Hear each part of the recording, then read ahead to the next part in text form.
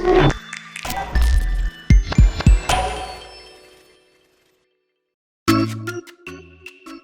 guys, welcome to episode 76 of the Red Wings Rant podcast. Today we're going to be talking, obviously, the huge Marc Staal Trade. We're going to be talking the signing of Sam Gagner, and we're going to jump right in with this ad here for Tales with TR. But after all that's said and done, we do have our conversation with Keith Gave, obviously Detroit Free Press writer, former Red Wings writer, and the writer of the Russian 5 and contributor and producer on the Russian 5 documentary that you can find on YouTube. So here's a quick ad, and then we're going to jump into the show. Thanks, everybody. Tales with TR, presented by the Hockey Podcast Network. Follow Terry Ryan on all social media platforms. New episodes every Tuesday or Thursday, wherever you download podcasts from.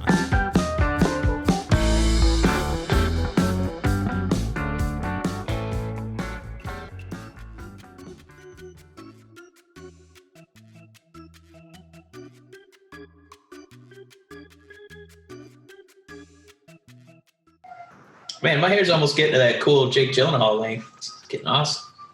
Is there a cool Jake Gyllenhaal lane? Yeah, he's cool. He's cool. I thought he was more... He's like a He's got goofball. hair gel. He's cool. All right, everybody. Welcome to episode 76 of the Red Wings Rant, formerly in Discussion 5, where tirades and impassioned pleas about your Detroit Red Wings have a home. That's right. Woo! Matt's still got to read that script because it's one full line. Can you imagine? Jesus. We've got a lot to talk about today. And damn it all to hell. We have an amazing interview today, too, with one of the best Detroit Red Wings sports writers of all time. And I can easily say that. You know, I don't know how one comes about scoring and creating a list of best of all time sports writers, but this guy helped usher in the Russian 5 era and European hockey for the NHL. So I think we're okay putting him on that list. Obviously, now that I've put that out there, if you're a huge Red Wings fan, you know that I'm talking about Keith Gave. That interview is going to come up at the end of the podcast. Please don't fast forward. We've got huge news. We weren't even going to do this part of the podcast, and I'm sorry, everybody, that the redraft that you're all clamoring for, that you smashed down the doors for, that's wait until next week. That'll go along with our current draft coverage. But we've got to talk signings, we've got trades, we've got burps to talk about, and we're going to run through all that. And then, of course, you got this amazing Keith Gave interview that he was incredible to talk to. The life that this man has lived. Oh, my God. At 31, Mike, you really start to go, holy fuck, what have I done so far? But, yeah, the guy has, amazing stories, amazing insight. We do talk about the upcoming draft, so you want to stick around for that. We do talk about accountability in today's NHL, and we're talking about where is the press conference hosted for Steve Yzerman? You know, where are all the interviews hosted? It's on DetroitRedWings.com. They hold all the power and all the control, and half the people that ask the questions, it's Art Regner of DetroitRedWings.com. Like, cool, great. So we get into that conversation too, and It's fantastic. I think some of you, it might rub you the wrong way, but I think we make enough good points that you'll at least see the other side. Like, why is it important to have some more accountability for even a guy like Steve Yzerman, who couldn't possibly have done a bad job at this point, but you don't start to let the leash loose from the get-go, right? Right. And with that point too, Mike, we have an article on bodpodcast.com that is titled How to Watch Wrestling and Removing Brand Loyalty from the Equation. That works for politics, and it certainly works for pro sports, because we know wrestling is fake. So it's all about that cognitive dissonance, the formula that says you have put in so much money and belief in something. So it's sometimes that content that the Detroit Red Wings create, it fluffs us up the right way, Mike. I think fluff is the perfect word. It's hitting us in the right spot that we will eat that up all day long because it looks like we are just inches away from a Stanley Cup. But I think that's where the important side comes in. Maybe it is a little bit more cynical, but it is the side that pushes players, teams to make sure that they are doing the right things for their franchises, for their fan bases. So it's maybe taking a look at the side where things aren't so rosy and rainbows and sunshine. But Yeah. Mike, we are. I love that accountability idea. I really think they need to change the name of the website from NHL.com/Red Wings because God forbid they get their own site. That's not a subdomain of the NHL. I know the whole NHL is subject to that, but Right. It should be like cupcakes.com for some of the questions Steve gets to answer. So is Franz Nielsen more of like, a top line center or like a 2A, Well, he is an assistant captain and he brings a lot of leadership. So we're just great to have him as one of our players. Cool. What about advocators? Is it kind of like having 3 top centers on one team? Is that hard to juggle, Steve? Well, it certainly is. I don't know how I'm going to get rid of one of them because they're all so talented. So, I think cupcakes.com is definitely a more apropos website name for some of these questions Steve gets. But through like the journalists with, a little integrity, to borrow that word again, accountability, maybe the Gaves of the world, the Keith Gaves of the world can, help restore some of that, in these press conferences. Obviously, it pales in comparison to some other press conferences that need some integrity with what's going on in November. But Right. I'm glad that we have people like Keith Gave in the world, bringing it to the National Hockey League and in particular the Detroit Red Wings. So, Well, I will throw out there, if you want to keep hearing us gab on about accountability, you can find us at BOD Hockey on Twitter, and Instagram is brothers_of_discussion. Mike, if you're listening to this on Monday, which we're recording on Sunday, we're not doing this live, so this is going out on Monday. We're going to have some Red Wings blogs coming out. So now, when I tell you to go to bodpodcast.com and brothersofdiscussion.com, you're going to go to a homepage that lets you pick between the Red Wings and pro wrestling. I think it's chef's kiss beautiful. I think it's perfecto. Is it this cool? Oh, no, nothing is that cool. I hope you guys are watching on YouTube. Mike has 2 pug mugs. 2 pug mugs. I hope one... What do we got in there? One is scotch, and the other is high voltage coffee, right? You're not that far off, actually. We got 2 pug mugs, both with dirty water. One is Bones brand Christmas eggnog coffee. Pretty good. Ooh. I thought it would taste like vanilla.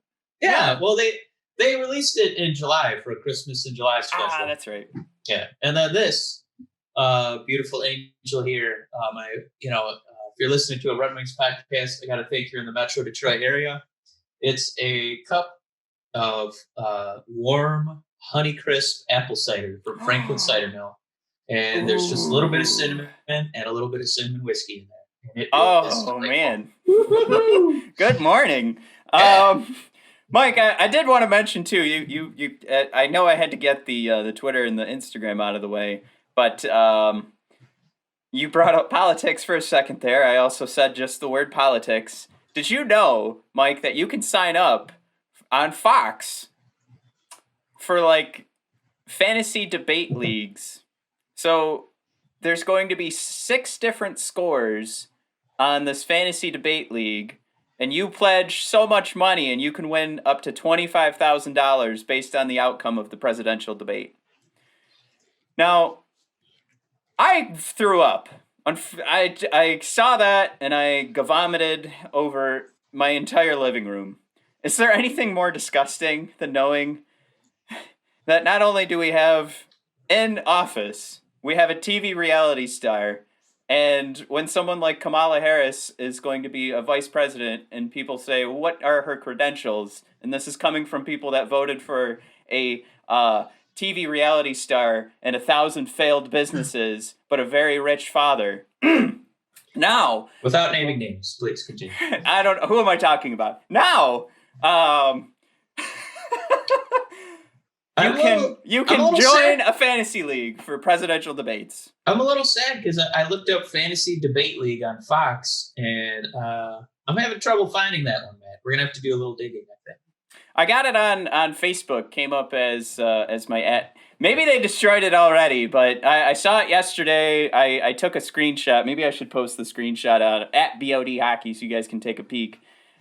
It's the most disgusting thing I've ever seen. Let me see if I can. I'll do some work here while we go through that. But hot take. America, you've never been worse. So Canada, here we come. For all you Canadian Red Wings fans listening, we're heading up. Please make some space. Hopefully you'll be okay. We're obviously of the right mind. I know there's some rival Red Wings podcasts where I've seen. I hope you guys listen because some of the stuff that you guys post on Twitter. Jesus. All right. I'm not gonna. Let's not say it. Yeah, they know who. I think now they know who I'm talking about. Well, let's talk some Red Wings, right? Other Red Wings podcasts will be doing it. Marc Staal and a second round pick for future considerations. Obviously, the worse Marc Staal does, the less those are going to affect us. But Mike, you took over here on the notes, so I want you to. Take over they're just a lot of fun little things here. Marc Staal is not like his brothers. He's not burning up the stat sheet, but that's not really his job. His job is to be 6'4" and be a defensive defenseman. I think you're going to get into some of the deep cut analytics, but he's going to block some shots. He's going to stay home. He's really only got hurt out of his 13 seasons, like twice. Some kind of fun numbers here, Matt. He's immediately going to become our highest paid defenseman. He's also going to be our second highest paid player behind Dylan Larkin. But he will be an unrestricted free agent after this season. I got to say, as somebody who likes a bunch of sports, this just makes me drool for the Red Wings just like finding a way to utilize their cap space this year and then still get cap space the next year. This feels like just a delightful swindling by Steve the Gambler Yzerman. Because even after this move, even after now we have our second most expensive player, you still have 27 mil for Uncle Twos and Uncle Mantha, and maybe another one of these draft pick deals. I like this a lot. As far as Marc Staal getting minutes and contributing, Yzerman on the acquisition said, we got assets in the draft pick. And Matt, my favorite part of what he said is, we also have to ice the team. Yeah, I thought that was weird. Yeah, definitely kind of a real... slapback compliment there. I don't know if that. Look, we got to put somebody out there. Yeah, we're all out of traffic cones, so we're gonna get this guy for $5 million, and we get a second round pick. So there you go. Well, I first of all, I want to throw out there. I know Yzerman. There's the left-handed side, and then there's also dubbing someone a left defenseman, which. What Trevor Daley and Jonathan Ericsson were options for, their leaving was one of his announcements. So this would be as a left defenseman goes, as opposed to a right side defenseman, and that being different from a right-handed defenseman and a left-handed defenseman. That's where Marc Staal can make that replacement. So then you said I jump into the deeper analytics. If you look at the last couple of years. Mark actually cracks, according to naturalstattrick.com, Matt did not crunch these numbers. Marc Staal cracks the top 6 in expected goals for percentage, high danger Corsi for percentage, and he would actually top the team in a high danger goal for percentage. Basically, you want to be above 50% because the percentage is measuring how many more goals are you getting than goals you're giving up.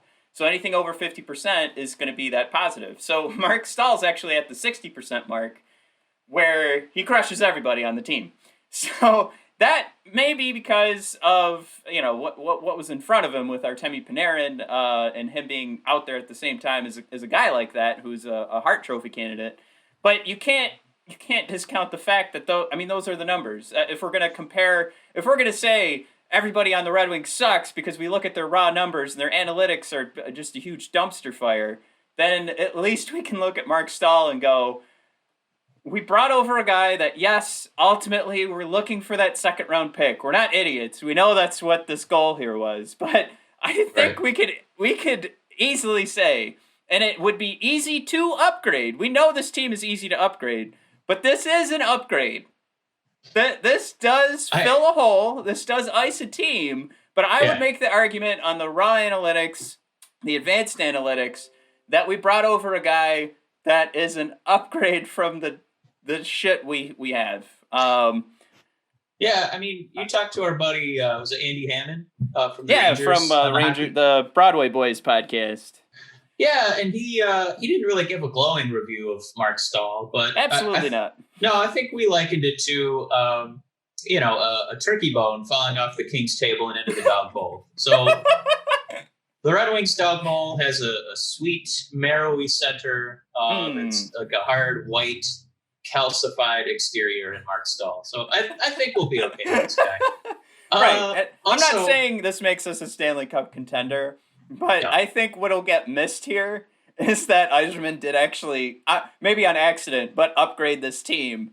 Because we're also, it's not like he brought over a 40-year-old defenseman. We're still talking to 33-year-old guys. So there's some muscle on the bones still. Those bones haven't turned to dust. Yeah, right, exactly.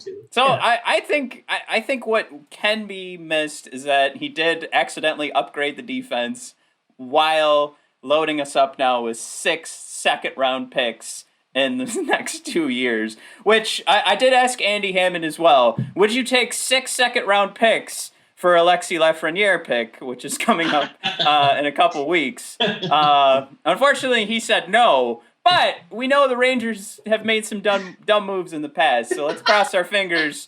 Steve's loading up to throw out who wants 6 picks, and we'll take your first rounder. If the Rangers draft a goalie, come on. Come on, baby. Let's trickle those numbers down, and we can get the Stwetzel. We know how to pronounce that. Okay. How does that go again? No, and I know who's listening, but yeah, it's Stutzla. So you have to put the la at the end. Or you could go really hard with the German and go, Stutzla. Stutzla. Yeah. So yeah, everybody, Jesse, we did say Stutzel.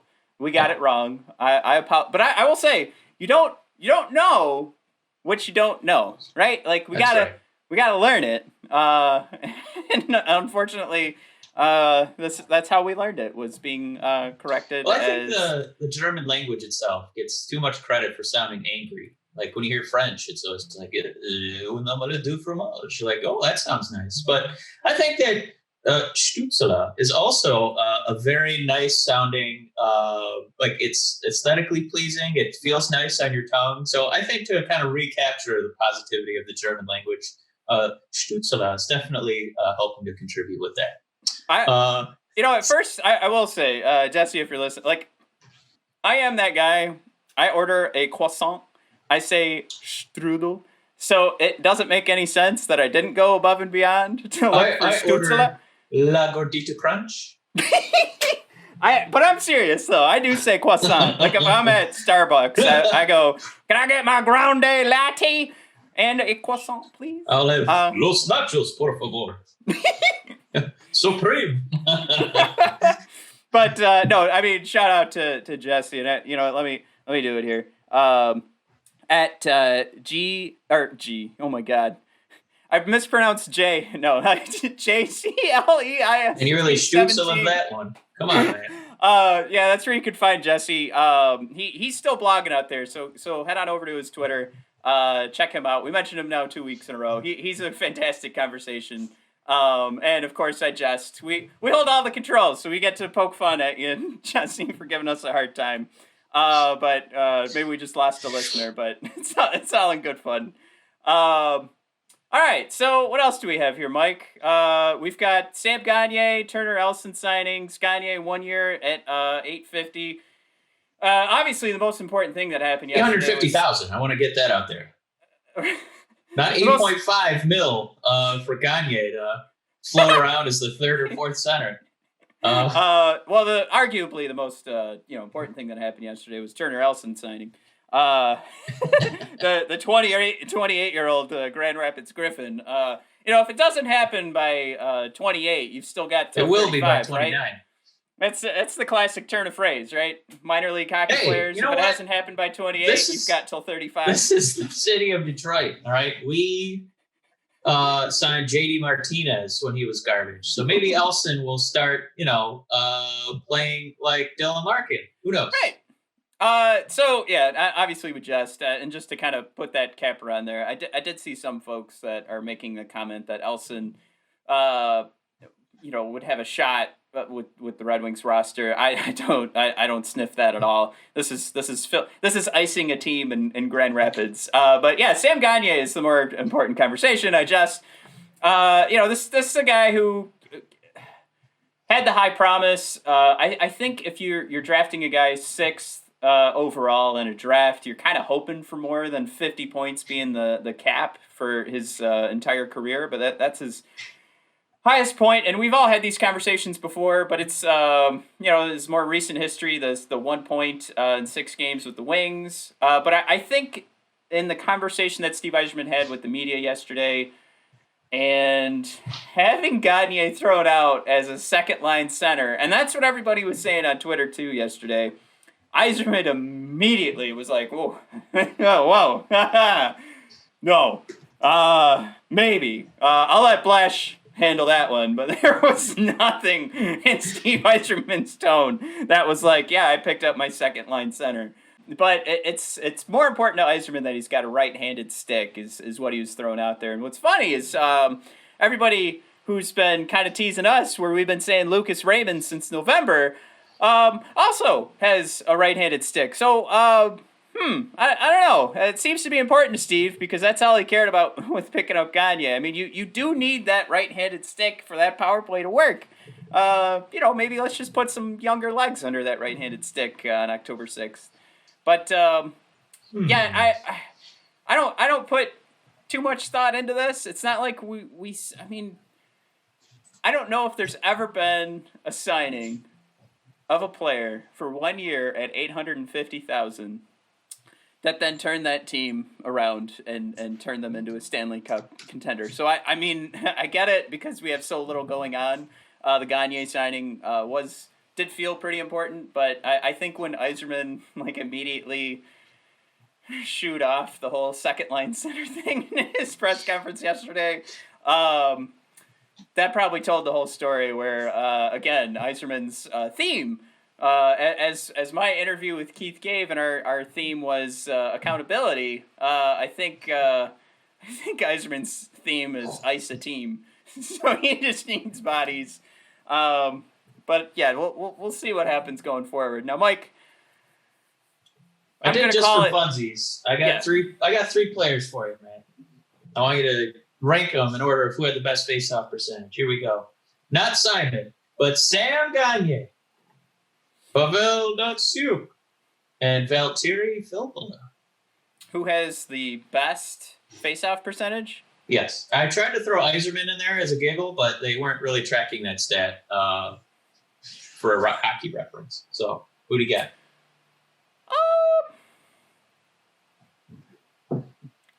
I feel like you want me to say Sam Gagner, like you want me to, like you're playing with me here. So I'm gonna gamify this question and say Sam Gagner has the best career face-off percentage. All right, who's number 2 then?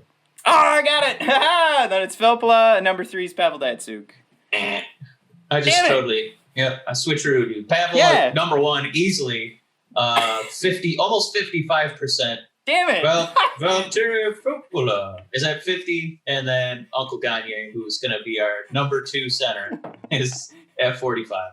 So. Yeah, so I flipped. Okay, cool. I got one right. I got Filppula at number 2. You did. Yeah. All right.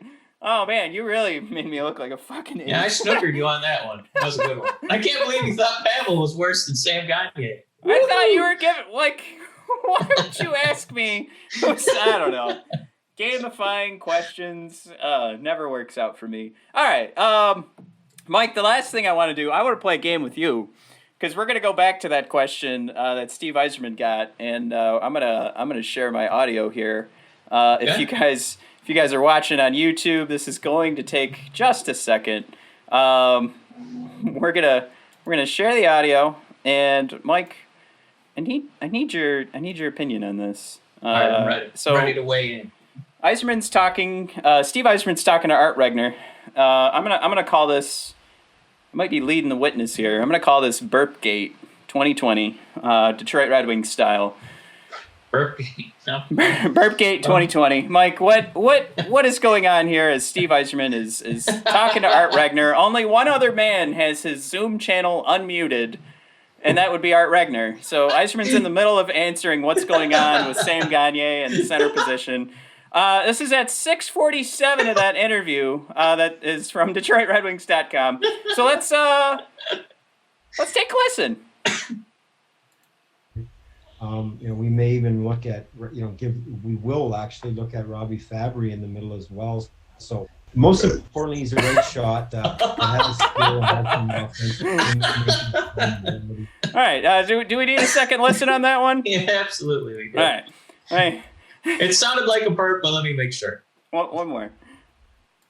We'll actually look at Robbie Fabry in the middle as well. So most importantly, he's a great shot. Has skill and has some offense. All right. So what? Red Wings Rant faithful. What do we got here? So I don't have the. This is part of a Zoom meeting. Yeah, this is a Zoom press conference. My question is, when he burped, did Zoom put the focus on Art Regner for a second? Oh no! Oh my God, that would have been beautiful. Because I know it focuses on whoever's speaking, right? Whoever makes a sound. So, All right, so I'm gonna put the poll out there. We'll have the video attached. But I think absolutely Art he's got to be having a nice night to let that fly, or he's just way too relaxed while listening to Steve Yzerman spin some yarns for who's going in that center position for the Wingies. But absolute gold. I'm trying to imagine a world where that's okay, where he just doesn't mute himself, excuse me. The only thing I could think is that it's a world where, he's under the microscope that is the Detroit Red Wings website, right? He's the guy who's asking questions as he's employed by the Red Wings. And I got to think maybe this is the only way for him to protest. We're going to think a lot of options out here. We got Sam Gagner, take some faceoffs as a second line. And we know he's only at 45, but we think at 30, he's just beginning to learn how to play hockey. We also have Robbie Fabry, who's never taken a faceoff before. And Art Regner's just like, this. Maybe that was the only way he could protest. Maybe that was his one little way as an employee. Maybe that was it. Yeah, maybe he really didn't. Advocate here. I don't know. No. He really didn't want to be there. I mean, that is the why does Rick burp throughout the entire series of Rick and Morty? And it's because he's so bored by everything going on around him. So that's how he lets everybody know that he hates everything. Yep, and everybody, I just let it out. The 31-year-old man is still watching Rick and Morty. I watched that thing that's my only appointment TV left in my life. But I started watching Schitt's Creek last night.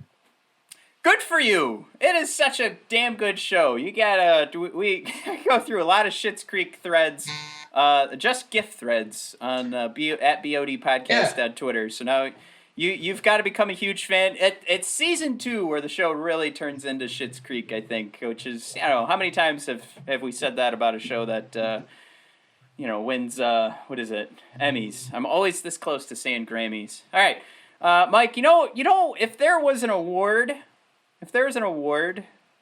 for a tool that would shave your nuts, you know who would win it? Who would win the Emmy of nut shaving? It's the Lawnmower 3.0 from Manscaped. That's right. Boom. If you can remember that, Manscaped is going to cut all your hair. So like we said last week, and we'll be saying every week going forward, avoid the tickle by that one little hair who's left behind and get your Lawnmower 3.0. That's the worst feeling in the world, I think, is when avoid the tickle and don't skin your peckle. Woo! Nice! With the Lawnmower 3.0. Damn. All right, Mike, we know this thing's the third generation trimmer. It's got the ceramic blade to prevent those accidents, so you're not skinning your pickle. This is that premium cutter.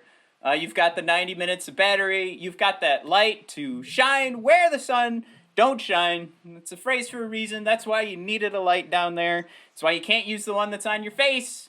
For more reasons than just that, but now you've got the ultimate reason to get that Lawnmower 3.0. 7,000 RPM motor with quiet stroke technology, and anything involving quietly stroking in that area has got to be premium. Show your mower off loud and proud, because you have that beautifully designed tool along with that USB charging station. So that thing just basically looks like an Emmy Award itself. So if you're listening right now, you can get 20% off and free shipping on the Lawnmower 3.0 in the package that comes with a few extra items that you and I, Mike, huge fans of the underwear that comes along with it. Go to manscaped.com, use promo code THPN. That is for the Hockey Podcast Network. Use promo code THPN to get 20% off and free shipping on your Lawnmower 3.0. Get shaven. Avoid the tickle. And don't skin your peckle with the Lawnmower 3.0. Mike, it's time now. We're gonna wrap up. We're gonna skip our redraft this week. But what I really want everyone to take a listen to this interview, because I had an amazing time talking with Keith, and I hope, and we mentioned before, so this is Keith Gave, formerly of the Detroit Free Press, just a wonderful guy, and it's of all things, the guy who helped put together the Russian 5 book, the documentary, a producer and contributor on. I'm such a douche that I had to end the interview because, my beautiful baby girl woke up from her nap, which is when I try to conduct all of my work throughout the week, is nap time. It totally could have gone longer. Keith was giving me all the time in the world.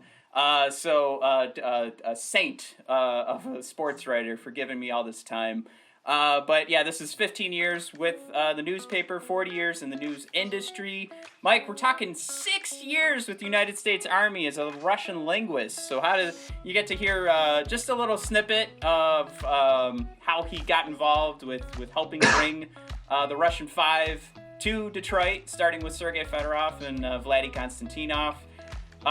Keith also has some wonderful things to say about, even seeing Vladdy now, which I highly recommend. Turns out, Mike, Keith and I are both sensies, so Keith has a great example to describe, how he wears his emotions on his sleeve. So just tune in for that. I thought that was a great way to put it.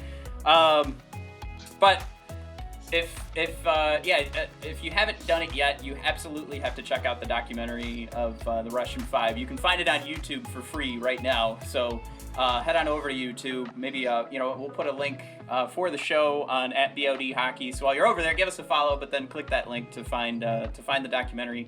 But please sit back and enjoy this conversation with Keith Gave. Again, I'm saying that this whole interview starts to revolve around accountability. Once we get through maybe a quarter of the way through. That's what we want to discuss.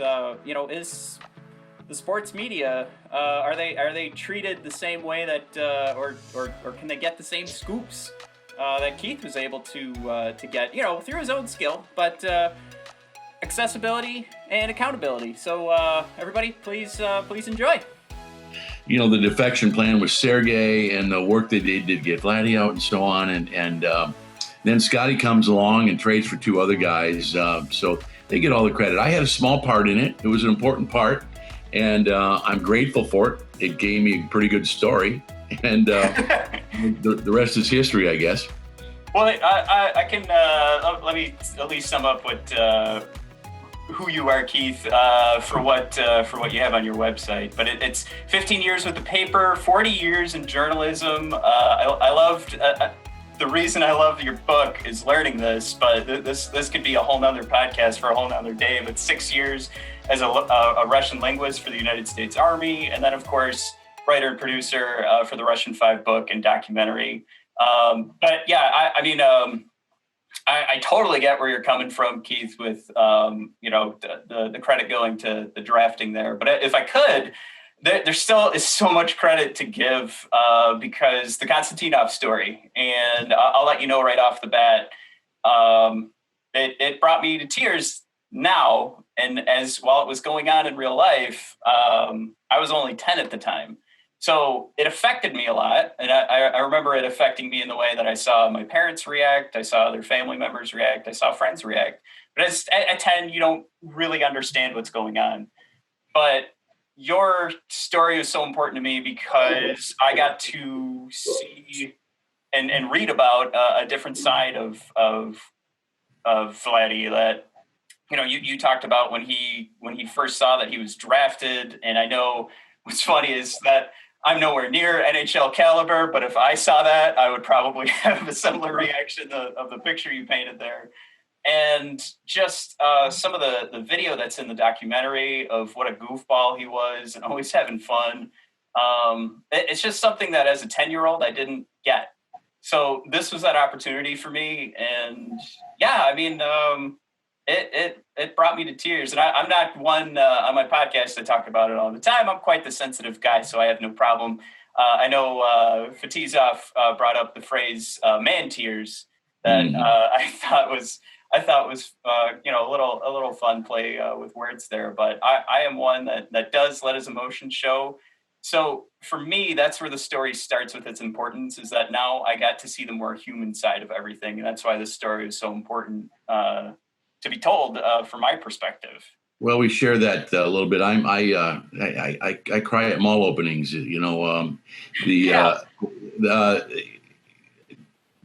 I've seen that film that I helped put together. I don't know, 30, 40 times, whatever now, from start to finish, and it never fails to bring me to tears at the end of that movie. Yeah. Nor does it fail to bring me to tears every time I see Vladdy, even today. He'll see me, his eyes kind of light up, and he'll say, Keith, and he'll put out his hand and shake his hand, and even today, he'd shake my hand as strongly as he did the night they won the Stanley Cup on June 7th, 1997. And, I'll get close to him and I'll whisper a few words to him in English and in Russian and walk away just bawling my eyes out. The great thing about Vladdy is he remembers the good times, those great times with his team. He remembers his teammates. He remembers some of us in the media who were around the team a lot then and so on. But he can't remember 5 minutes ago. His short-term memory is shot, and that's the really sad part. But he's, what he went through would have killed most of us, but that's how strong that man was and is mentally and physically to survive one of the worst brainstem injuries you can have, and he's still with us and still living his best life. Yeah, and it's incredible too to kind of get this look into, as I said. So when that happens, I'm 10 years old, so I also get to learn, and I couldn't agree more after looking at his statistics and then taking a deeper dive over the last couple of days on some. Thank God YouTube exists, but getting to see Konstantinov play a little bit more. You were so right about. This guy would have stolen. Half, it's hyperbole, right? But there's that potential to steal half of Lidstrom's Norris trophies there, and and maybe it's not hyperbole, right? Maybe we're dead on. But the guy, it makes it so much more tragic, and that's more from a selfish, I guess, perspective when I put it that way. But Yeah, I'm the guy that I watched it a second time. I remember when it was out. I watched it when you guys did a release out in Royal Oak, but then watching it a second time on YouTube. I almost wanted to skip over, but I'm also a guy when I say I'm full of emotion. That's the thing that keeps us feeling alive. So it's like a drug. Like I jump right into those emotional scenes, and you want to feel it again. But I can't. I guess that's probably the best way for me to put, like, on an individual basis. Like it's always fun to reminisce, and going through those parts of the documentary and the story that talk about the Stanley Cup championships. And you could probably imagine from a 10-year-old's perspective, what I remember is driving downtown and having my dad honk the horn and things like that. Memories that'll stick with me forever. But now I thanks to your story, I really get to understand what was going on. And I guess bringing a more that human aspect is something that I think we all just kind of lose grip on, and we connect ourselves to these names like the Russian Five and forget that there were 5, if not 6, humans associated with that Russian Five. So I guess to continue talking about the book here, I did get a question from a couple of our fans that I want to ask you some questions that go outside of the Russian Five book and documentary. But to jump in here, I've got Neil, who wanted to know who was the hardest individual to collect an interview from, or maybe just collecting, that real story from. You're talking about of the Russian Five, or everybody? I would say, I guess just from the players to start. Yeah. Well, man, oh man, it's so different now than it was when I started covering the Detroit Red Wings in 1985. That dressing room was my office. That's where I worked. And I could walk in about any time, walk to the back where they shower and shave and so on, grab myself a cup of coffee out of the coffee pot there, walk around the room and just get to know guys, put the notebook away and just talk with them. And I never had difficulty getting an interview with people. You build relationships, and over time you establish trust. They could see my work ethic, how hard I worked at it, and by and large they gave me the time that I needed for the most part. Now, would they open up for me so easily and tell me everything I wanted to know? No, not so much. And the Russians especially were very, very guarded, and it's their lifestyle. I mean, the way we portrayed Slava Kozlov in the movie, that he was this grumpy hard ass, who never had a kind word to say, is completely the opposite of the Slava Kozlov I know. He's just a kind. He's a bit guarded, but he's really kind, soft spoken, well spoken, and. When I was over there in '94 during the lockout, when Slava Fetisov and Igor Larionov with other teams took a bunch of Russians back over to the Russian Federation to play a series of exhibition games, they didn't take Slava Kozlov with them. He wasn't a star yet. He was just beginning his career in the NHL. And they didn't take Vladimir Konstantinov. Vladdy was playing in Germany trying to make a paycheck to help his family. But Slava Kozlov did go over there then, and he actually played with the Red Army team while the group of Russian NHL stars played against other teams. But while we were over there, Slava Kozlov invited me to his home out in Voskresensk, about an hour and a half drive outside of Moscow. And I spent an afternoon and an evening with his father and mother and grandfather, and got to see a slice of Russian life that few Americans had ever seen before up to that point. I was honored to be to have that day with him, but Slava Fetisov understands his place in the game and is willing to talk about just about anything. Again, once you establish that trust, and it does take time, they're not going to do it overnight. I'd say the hardest of the five was Sergei Fedorov. Okay. Sergei was just was extremely guarded for a multitude of reasons. I understand that. It took Sergei a little while, I think, to mature, to grow up. He was essentially taken from his family at age 15 to go play in Moscow with the Red Army School program. And, he was close to his parents, close to his brother, Fyodor Fedor. I think it just took him a while to grow up a little bit. And, once he did, and once he started trusting me, he was a little bit more open and honest too. And today, Sergei and I have a really good relationship. My relationship with all five of those guys is off the charts good. And it was a little bit scary writing this book because I had a lot to say, and I told all the stories that, or most of the stories that I knew, and I've heard nothing but good things from those five guys about the book and the film, and that makes me really happy and proud. Yeah, it really did actually. One of the quotes that you had was Slava talking about. I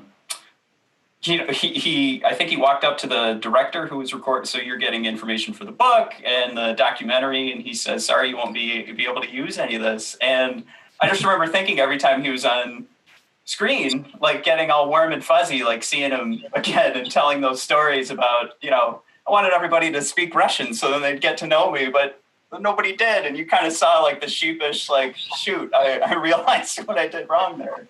But right. I thought he came off fantastic on that, and it really did. It broke my heart to hear him. I feel like I have a lot of insecurities, and again, me having that human relation between myself and who I am and who Slava is, and I went, oh my God, oh that's me, breaking my heart. that speaks volumes for who he is. I mean, we had him in that chair in front of the camera for more than 2 hours, and he answered every question, right. and he did it, and he did it very well. He wanted to speak in Russian because he hadn't spoken English in several years, and he was always worried about his English is fine, by the way.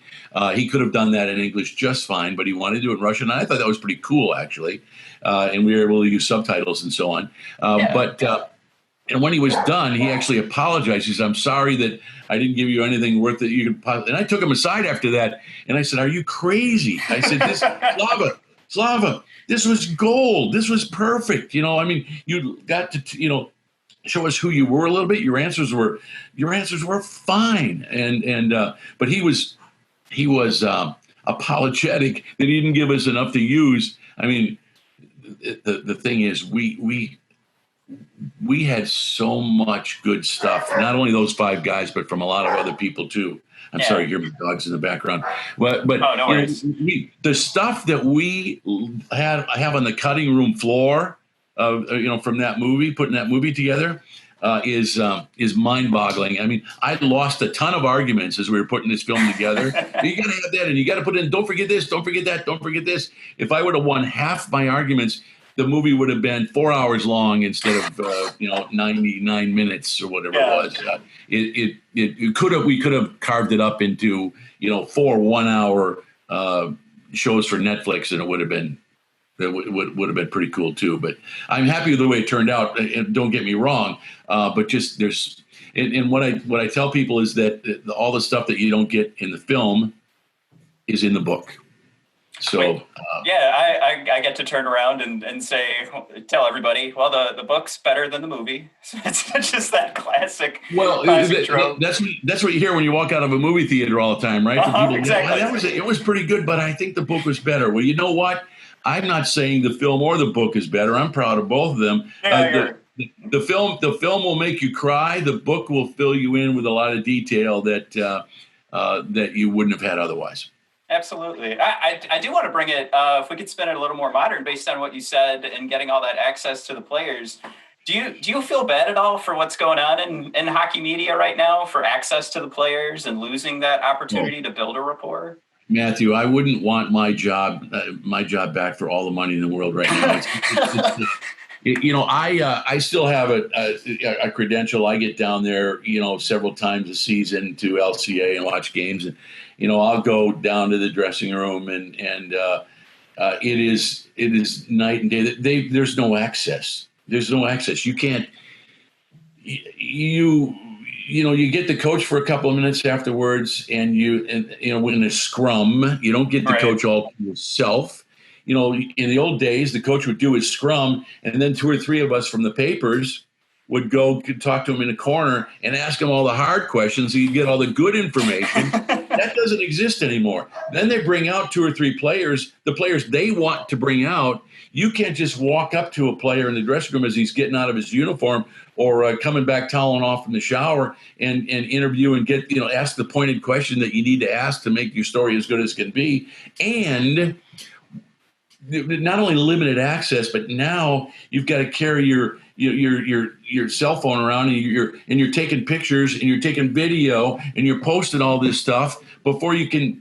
And you're tweeting. You're busy tweeting what the coach just said 5 minutes ago. You're getting it out there because you want to be first, but you're missing half the stuff that he's talking about right now. Right? You're doing all these things. You can't do everything. And then when it's all over, then you go back to the press room and you write your story. And by the time it's out there, it's old news, right? Right. I worked in a golden age of newspapering in America, where people read the newspapers, they hung on every word you wrote, and it was and the players and the coaches and the owners of the team and so on all knew how important the newspapers were to the promotion of their hockey club. And they gave us what we needed to do our jobs properly. We get none of that today, and I feel really badly for the people trying to cover the team now. And I got to tell you, I think that Steve Yzerman, who I have a great relationship with, I've known him since Jacques Demers pinned the C on him when he was 20 years old, he's had dinner at my house several times. I like the kid a lot. I love the job that he did as a general manager in Tampa Bay. I think he's going to do a fine job in Detroit. But he wants to do it in a vacuum. His job. He didn't want to be available to the media to talk. He does these PR things with Ken Cal or whatever, and they post it on their website, and he calls that his availability to the media. Are you kidding me? When I covered the team, I had Jim Devellano, the GM, on speed dial. I talked to him, 4, 5, 6, 7 times a week, sometimes twice a day when something was going on that I needed. And same thing with the coach. Call the coach at home or whatever, whenever I needed him. That doesn't happen anymore. And I think that readers and fans, and frankly, it's not just newspapers now, websites and so on, but we're not getting everything we need to tell the story of that team properly anymore. And that breaks my heart. No, it's funny. This is a list on my questions here I wanted to ask you about, because I think what every sports franchise does it, right? They have their bloggers, they've got their own podcasts now, they're going live on Facebook once a week. It's all about controlling the message. Exactly. And they're following the same sort of the marketing trend that somebody that's trying to do like a self-help book, like I need you to go here, and then you're going to go to my website. Now you're a season ticket holder. Yeah. And it has completely killed accountability, because people are going to search on Google NHL, Detroit Red Wings, and what pops up first is all of their stories. It's almost criminal, but it is something that I'm glad you jumped into one of my questions here, because we didn't have to ask, but so I could give my opinion on it. I think it absolutely kills that accountability. And I'm in the middle of an article about, I'll confess, I do blogging and podcasting for something that is not sport at all, but is pro wrestling. But what I'm writing about is the cognitive dissonance and like the shared reality philosophies that people get into. And it actually causes fighting and this terrible sort of, you can't, there's nothing that you're saying could possibly be right. And of course, this actually melds better with our political spectrum right now. But it's just it still fits. It still fits inside of this Detroit Red Wing world, because you need season ticket holders to keep buying those tickets. And if you've got all this content coming out that makes it look like rainbows and sunshine, you're justified, right? You're like, of course I'm going to stay a season ticket holder. They're right around the corner. But yeah, I mean, I don't know if you had anything to add to that, but I know for me, it definitely is. It puts a sour face or sour feeling in my stomach. Well, it's it's difficult to get what you need to do your jobs, and the players now understand that they don't need the media either. They don't have to answer our questions. They can say whatever they want. They can go directly to their fans on Twitter, right? They all have a Twitter account. What we're reduced to as reporters today are reporting what players are saying on their Twitter account. That's where we're getting their quotes. For goodness sake! I mean, it's just it's horrible. It's horrible, and there's no putting a genie back in a bottle. This is how it's going to be. Yep. And again, it takes a lot of the fun and joy out of sports writing for me. I mean, I was a reporter first and a writer second. You know, I love chasing the news. I liked getting a guy in a parking lot before he gets in his car because I missed him in the dressing room and running and asking him that hard question before he takes off. You know, or hey Joe Koser, hey. Let's go have lunch. Let's go have a hamburger and a beer and talk. I want to ask you some questions. Do a more in-depth interview. That was possible all the time. Go on the road. Hey Steve Yzerman. Hey Steve. How about we have breakfast tomorrow? You know, I'm working on a story you can help me with. Yeah, sure, no problem. As long as I pick up the tab, which I always do. The hockey players are the cheapest people in the world, but I bought a lot of dinners, lunches, breakfast, whatever. Took them out, spent time again, build relationships, and get really good stuff. And my reputation as a beat writer, you were too young to remember at age 10 when they won that Stanley Cup in '97. But my reputation as a beat writer was a guy who was pretty tough on his team.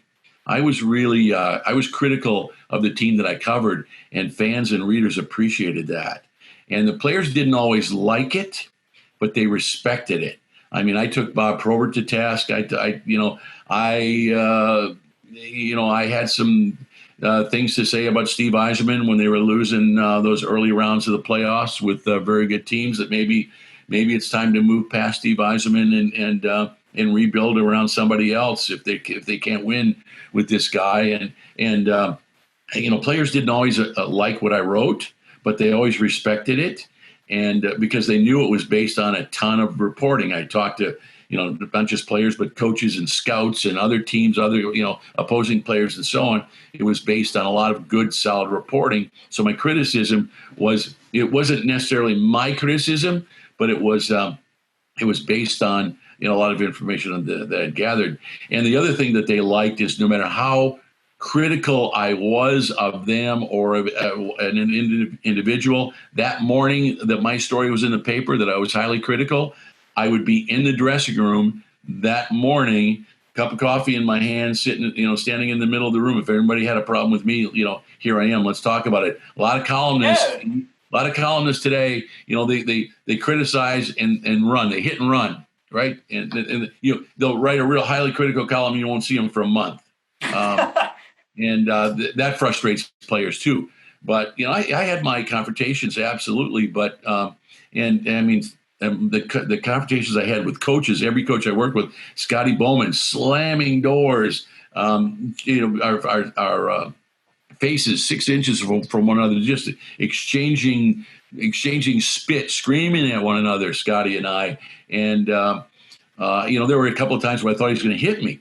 It got pretty ugly. But always it was resolved. It's kind of like a marriage when between a beat guy doing his job properly and the coach. You see more of the coach than you do your wife. And right. So it can get pretty rocky sometimes, and it did with every coach I worked with. But you always get past it and move on. And Scotty and I have a great relationship today. Yeah, if I remember correctly, there was a term of endearment I think Scotty gave to you that you put in the epilogue of your book.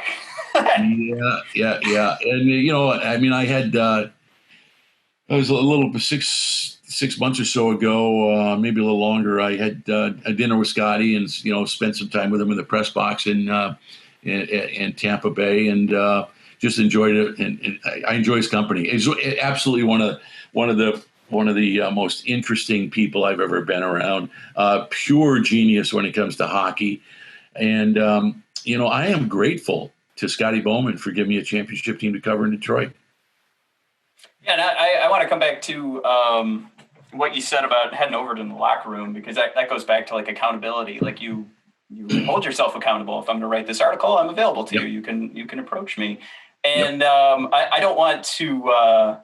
I'm not going to fluff your feathers too much here, but you got to think too, like when you do come in with that accountability on the article you're writing. I mean, they mentioned it in the doc and in your book, from Sergei's mouth himself, like those types of things are what push them to get to that Stanley Cup level. So, I mean, that's part of the thing that you have to respect about that type of writing is like you have to be honest with everything that's out there. And even this article I mentioned before, again, talking about silly nonsense like pro wrestling that I am fully aware is not at the level of hockey, but the fandom is where it's at. That's where it's the same story. And one of the narratives, I don't know how you feel about this, and this is just popping in my head because of our conversation. There's a narrative going around that we need to stop being so rough on our teams when they don't win the Stanley Cup, and that we should just be proud of it. And this is coming from a Toronto writer, so obviously he's waited quite a while for a cup. But I don't like. I want to get your feelings on this, because I think that is absolutely the wrong way to go about it. If we're not asking our teams as fans, as media types, if the front office isn't asking their team to win the Stanley Cup, what are we doing, right? Are we just here collecting season ticket memberships and then going on to the next season, crossing your fingers? I don't know if you hold any credence to that, or if you've even seen that narrative moving around, but I'm not a fan. I have not seen that. I think it's outrageous, actually. I can't imagine thinking like that. And I can imagine anything like that coming from a reporter in Toronto, for Christ's sake.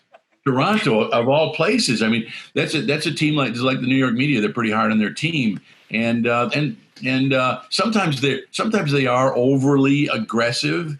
But in recent years, I think they've treated that team and those players, especially those big-time players getting a lot of money, with kid gloves. Oh, don't say anything wrong about Austin Matthews, for God's sakes. Heaven forbid that we say an unkind word about Mitch Marner. These guys are getting paid double, $10 million a year plus, and they keep failing. Mike Babcock, goes to Toronto. This guy, I couldn't have been happier to see a coach leave Detroit than when Mike Babcock did. And he goes to Toronto, and what does he do? Yeah, he had a bad team to start with. Then he had a really, really good team and still couldn't win in the playoffs. And that's why you play this game. In Toronto, when's the last time they won the Stanley Cup? 65, something like that. Yeah. You would think. And they've gone through a lot of people. Brendan Shanahan, I love the guy. I admire him. His work is the job he did as a player, wherever he played, as an executive with the NHL, now as the president of Toronto Maple Leafs. I think they're on the right path there. But I think any talk that we should just be happy that they're shucks. Yeah. Well, they tried. They tried hard. They gave us a pretty.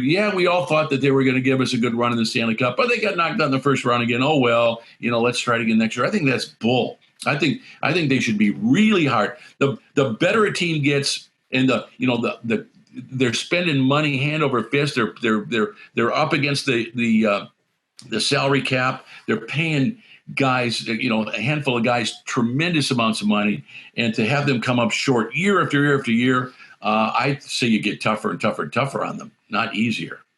Yeah, and I think it's this idea too that it's kind of I don't want to sound like a typical I don't know, like the old gruff, but it to me it is a failure, I think, for every NHL franchise. Like Dallas is not looking great right now against Tampa Bay, with Stamkos coming in and scoring in the first period, but pretty impressive, wasn't it? Right. So does Dallas turn around and say the season was a failure? I think, I think there's good things to pull from it, but I still think that's accurate. I still think it's okay to say, yeah, the only winner is the Stanley Cup champion. And of course, I'm talking way too early here. Like, by the time this goes out on Monday, who knows? Dallas wins 2 games. I look like a moron, but the principle still stands. I think there's one winner. There is. You're right about that, Matthew. But at the same time, you got to keep things in perspective a little bit now. We all thought Tampa Bay would be there in the end, right? I sure did. I thought that was the team that I picked, and I thought maybe Colorado in the West. I didn't quite know who. I wasn't sure about St. Louis. Trying to repeat, that's really, really hard.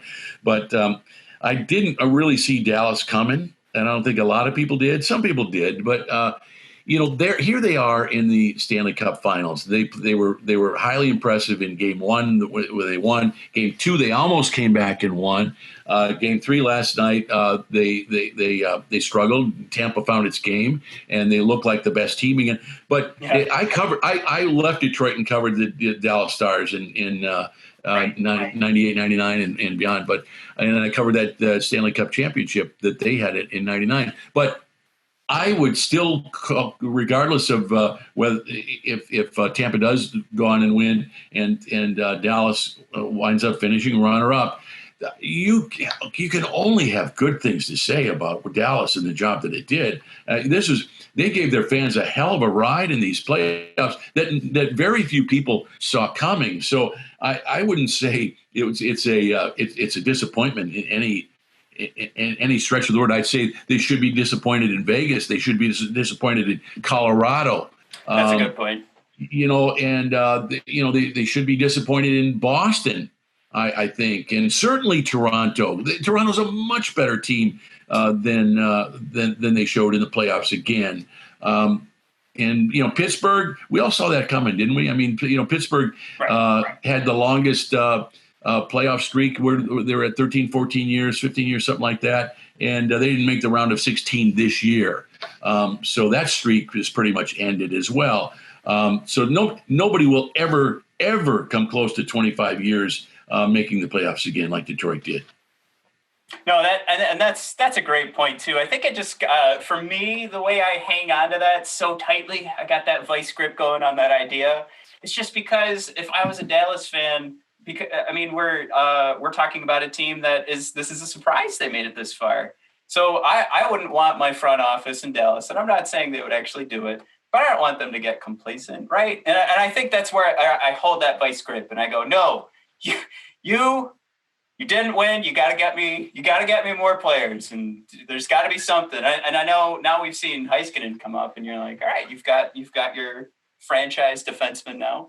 But yeah, I guess maybe I'm spoiled by Detroit. That could be a definite. That's a good word. And I started saying that in the late '90s, the mid to late '90s, before they even won a Stanley Cup. How spoiled Detroit fans were. I mean, they were getting to the point 95, 96, 97. They were giving us good runs in the playoffs, and finally won one in '97. But even then, the fans were saying, yeah, okay, they're good in the regular season. Just wake me up in the playoffs. Wake me up in the playoffs, and then I'll start tuning in. And they got their playoffs, but it was during the regular season. Even in those really good years at the end, the lower bowl would be a third empty because people would be in the Olympia Club drinking or something like that, or walking around the Joe, whatever. All those corporate pinheads, I called them. not sitting in their seats watching a really, really good hockey team do their thing, And yeah, it got crowded and loud in the playoffs, but where were they? They had sellout after sellout after sellout and empty seats all over the building because people were not even coming to games. It's sometimes.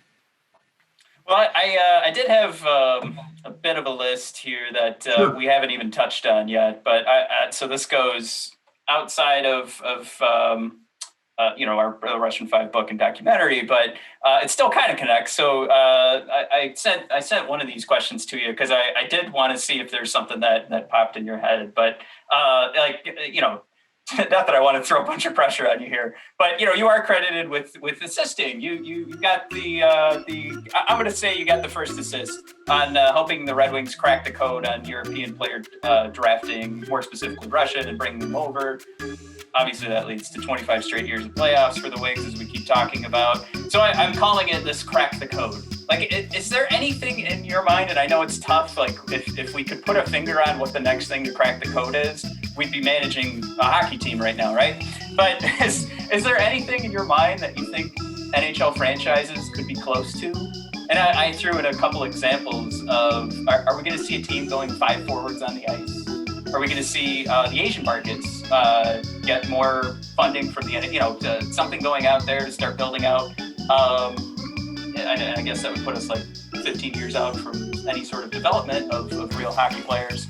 Going over into Asian markets, or are we going to see something like with the Islanders' success over the last couple of years, more teams adopting something like a Barry Trotz strategy? Kind of that one more of a lesser impact, because I think teams are already trying that. And we saw the Red Wings try and just get some wins this year by doing some Barry Trotz-like strategies. But to sum it all up, do you see anything? Like, have we figured everything out in the NHL and now it's just about tinkering, or is there something else out there?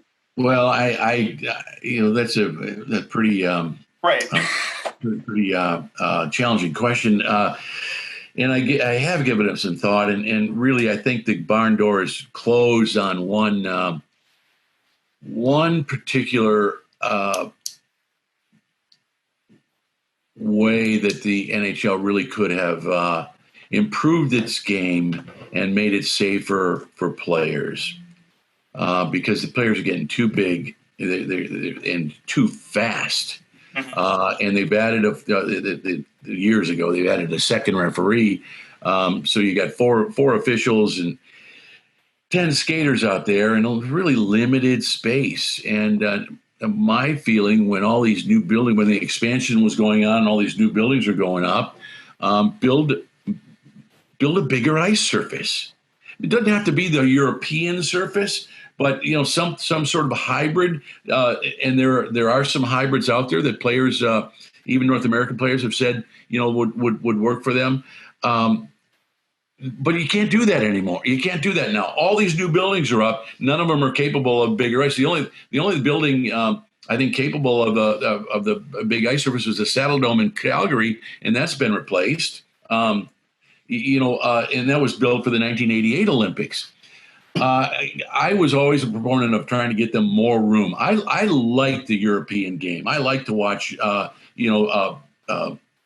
Olympic hockey, the bigger ice surface, to watch talented players, give them more room to do their thing. We're not going to see that. So we're going to see heavy collisions and, more concussions and so on. There's nothing we can do about that. Cracking the code, I don't know about, 5 forwards on the ice. Right. This would be a great question for Scotty Bowman, because Scotty's already thought of these things, and I'd like to watch his mind work trying to answer a question like this. The Asian market is there and growing, but I think Asia is probably where Germany and Switzerland were 20, 25 years ago. Germany's starting to produce some really good hockey players now. Switzerland, the same way. Before it was a rarity to see a guy make it to the NHL from those countries. The Beijing Olympics will be really important to promote the game even further over there. kind of like Nagano in '98. Absolutely. Kind of open it up. Those kinds of things. The smaller things, the people talk about making the net bigger because goaltenders are all giants now. Right. I don't like that idea. The 4x6, I'd like to keep that, but I really would like to see this league crack down on cheating goaltenders. The equipment is way too big.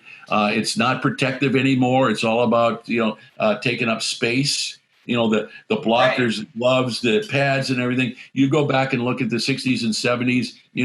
The skinny little pads that for protection that goaltenders were wearing. Now they wear these great big billboards, on their legs. If you're going to allow the goaltenders to continue cheating, why not allow the players to curve their sticks however they want them to? We haven't seen a penalty for an illegal curve on a stick lately in a long time. But, that's Brett Hull's made that suggestion. Let players curve their sticks however they want to get off the most wicked shot they can against cheating goaltenders. These are little things, and I'm not cracking any codes here, but I'd like to even the playing field out a little bit. I really don't.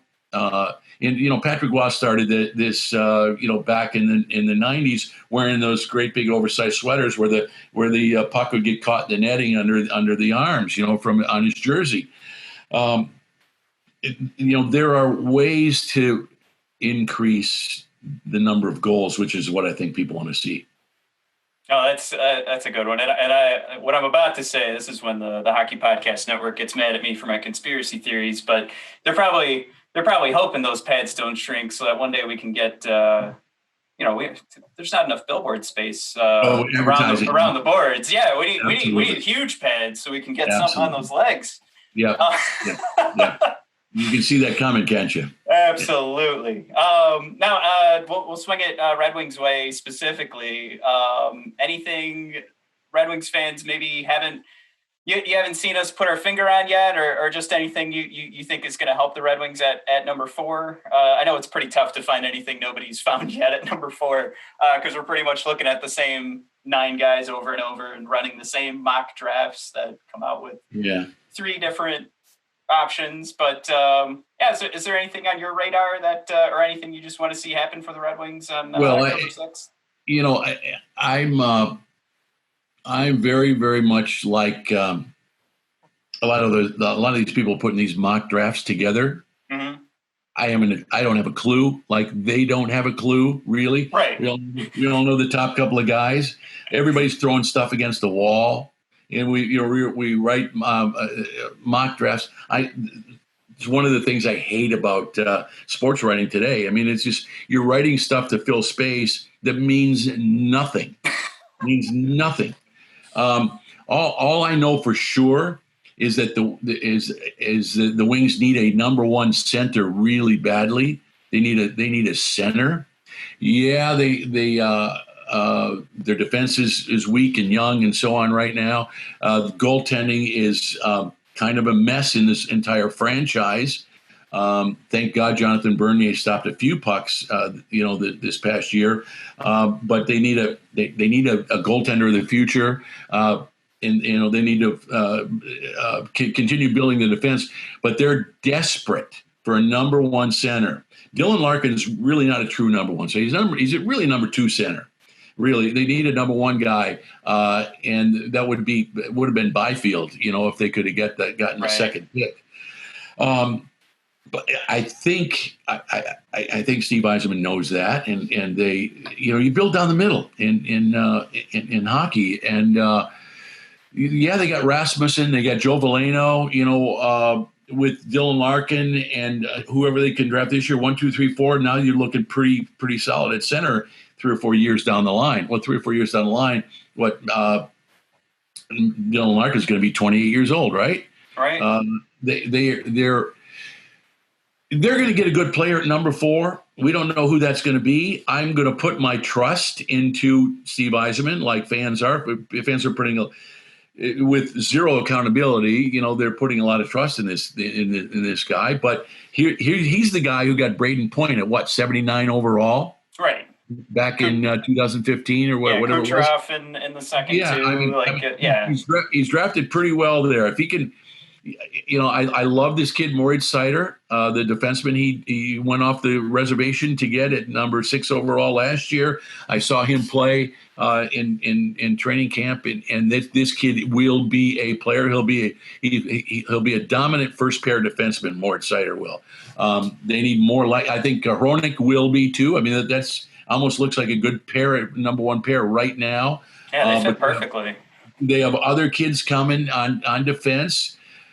They need a centerman, and let's not forget that back in 1983, when there were 3 really, really top players, and it dropped off dramatically after that. And Mike Ilitch really, really wanted Pat LaFontaine with the 3rd overall pick in 1983, and he couldn't make that trade with the Islanders, and they got stuck with the number 4 pick.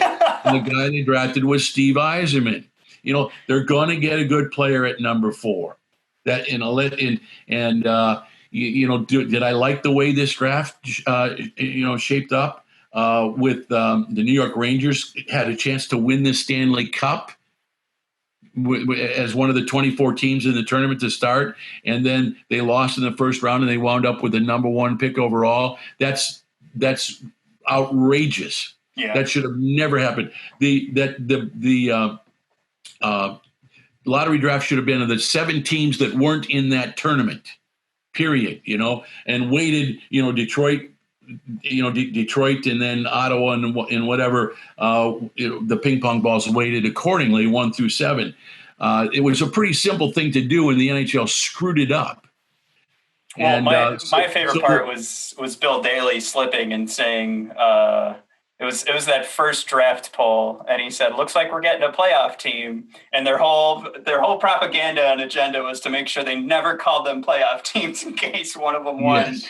Yes. But that was music to my ears, just to have him throw that mess up in there, because they knew they screwed the pooch. The NHL has done a lot of things right, getting the game back together and the game's going again, and no problems at all through this tournament and so on. I like the 2014 format. I hope it continues.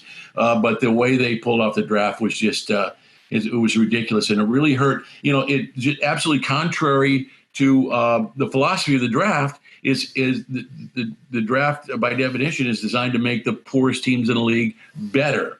And the Wings have gotten screwed in every lottery so far. Yep. Every lottery they bounce back 2 or 3 spaces, and it's going. The result of that is going to take them longer to become more competitive in this league. And how long is it going to be before they compete for the playoffs again? At least 2 or 3 or 4 years, at least, and right.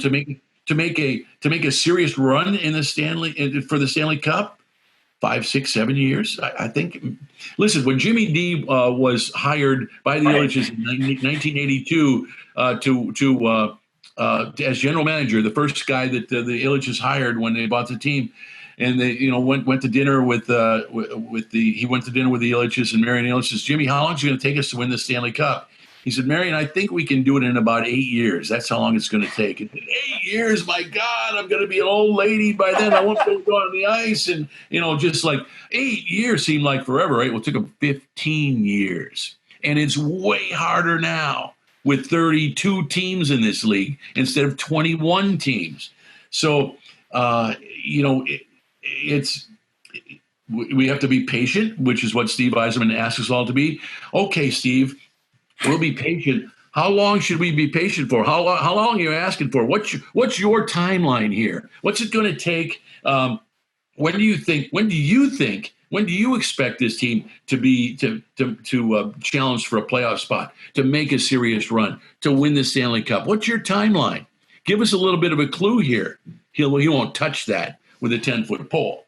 We actually used to open our show with the 2019 draft interview, where he was asked what his timetable is, and it was just we felt bad, but the NHL asked us to take it down because we don't own the rights to that interview. But it was him just going, which is fine. It's a tough question when you look at it, but I mean, you kind of hope that there was like a surefire. Like if I heard 5 years, I'd be like, all right, we got a 5-year plan. It's the us that scare me. That's where I'm like, are we going back to Jimmy D? Are we talking 8 years? Are we talking 15? and it's not just the the media people and so on that who want to know. I mean, we're asking these questions really on behalf of season ticket holders who deserve to know. What are you going to? What am I getting for my investment here? I keep thousands of dollars every year. I'm pouring into season tickets. When am I going to start getting something for my money here?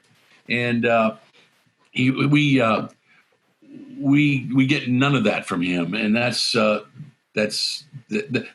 frustrates me. I totally agree with you on that one. So I've kept you here way longer than I said I was going to. Do you have another question popped in my head? Is that okay if I ask you this last Absolutely. one? What do we need, Matthew? So we keep talking about Steve Yzerman. He did make the announcement, and I want to get your opinion because you said you've been able to sit down with Steve and talk to him and build articles with his help. So what I want to ask is, do you think, or I guess who you think is getting this captaincy, and do you think he's picking something that he sees a little bit of himself in there, or do you think this is more? I'm going to say it looks like Dylan Larkin. So do you see him making the choice that he wants, or do you think this is more of like a marketing thing? We need a captain. We got to put some C's on some jerseys, and this is the hometown boy. Yeah, I've given this a lot of thought, actually. I was a little surprised that he got involved in the whole captaincy business in the first place as a general manager.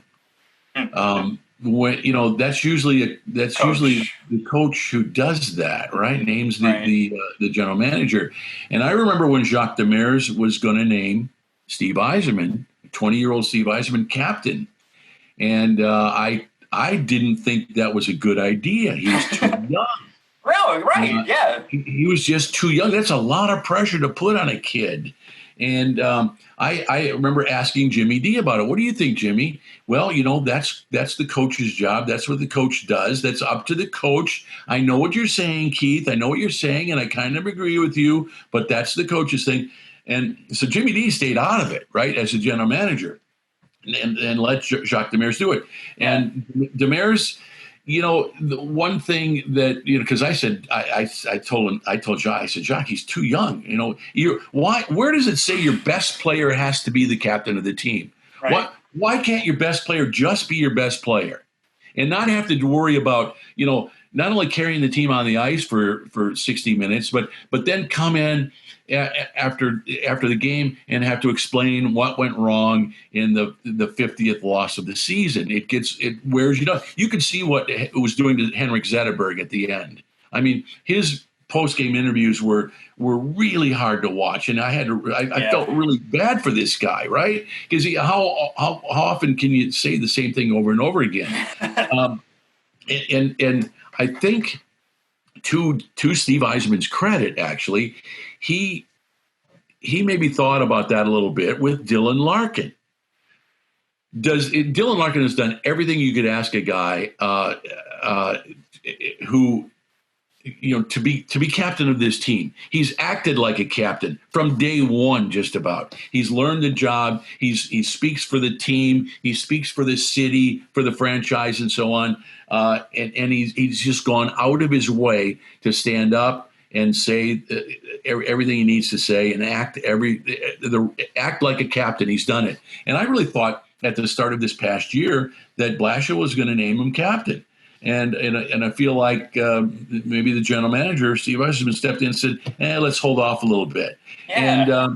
And that surprised me a little bit. I don't know what Dylan Larkin has to do anymore to prove himself. I think it's time to put a C on somebody. He's the guy. And there's really nobody else on that team who I would consider, for that honor. I have a feeling that he's going to be in a Detroit Red Wing for a long, long time. He could be a Steve Yzerman type player and play, 15, 20 years with the same franchise. I don't see him going anywhere. He's a local kid, and on and on and on. If they do get to a point where he has some success, it's a pretty good story. Local kid, but grew up in Waterford Township, for goodness sakes, and became captain of the Red Wings. And maybe he'll have the honor of lifting the Stanley Cup over his head one day. I think we'd all like to see that, right? Oh, absolutely. Yeah, it is something that warms your heart when the story writes itself. But I think for me, I think I've decided it's going to be Dylan Larkin, and it's one of those things. I talk about it. I'm a sports fan because of my father, so we have this conversation all the time where it's if there's a question about it, if there's an argument, I think that's where it starts to become, well, maybe we do hold off, maybe we do wait. And I think right now it's tough to sit there and go, there's a better option for that captaincy right now. So I think we're definitely pulling away from too young. I think he's definitely shown leadership in the locker room over the last year. So it's all of those things where now he's been, for lack of a better phrase, I mean, he's just been acting the role. And like you just mentioned yourself, I mean, the story's there too. So I think at this point we've passed the line where there's very little argument against him getting that role. Right. So I'd have to agree. I mean, who are other likely candidates? I don't even know who they might be. Yeah, it's interesting too, because we've actually been critical on our show about even I think you need to have wingers on your team. So we're not making the argument that Mantha should go, but we have made the argument that by the time this team is ready to make those Stanley Cup runs, a guy like Anthony Mantha is actually, based on statistics and analytics, and when your stats drop off from your age, he'll be past that point. So He'll start to drop. So that guy's got high skill, but that's not the guy you give your captaincy to. I mean, it becomes too easy to say, you know what I mean? Like where I talk about those conversations with my dad once you get the argument, but it's just too easy to put Dylan Larkin. I think when it becomes too easy, that's when it's okay to do it. I guess, like I said, I did hold you longer than I wanted. I can hear, I've got a brand new baby girl, and I can hear her kind of wrestling upstairs. So what's funny, I think I've ended every podcast interview with the same reason. She knows when it's been too long. Maybe she's listening. But Keith, I honestly can't thank you enough. I was excited to have you on the show because we get in a lot of trouble on social media ourselves, being a little too critical. So it was something that as a 10-year-old, I didn't read your stuff, but I went back and I've been becoming a huge fan, which is odd to think that, I'm going back and reading articles that are critical on the Red Wings, as you put it yourself, but also, reading your stuff about the Stanley Cup championships and of course your book and everything you did for the documentary. So I knew this would be a fantastic conversation because, I think the theme of this whole conversation has been accountability and having a critical eye to ensure that, these franchises are kind of, lack of a better phrase, held accountable. Just keep repeating the same word. But I can't thank you enough. And I hope you had a good time and hopefully we can have you on again. Matthew, it's been fun. I enjoyed it immensely, and I'm available anytime you need me. Now it's time for you to go be a dad. All right. Thank you so much, Keith. Have a good one. Take care. Bye-bye.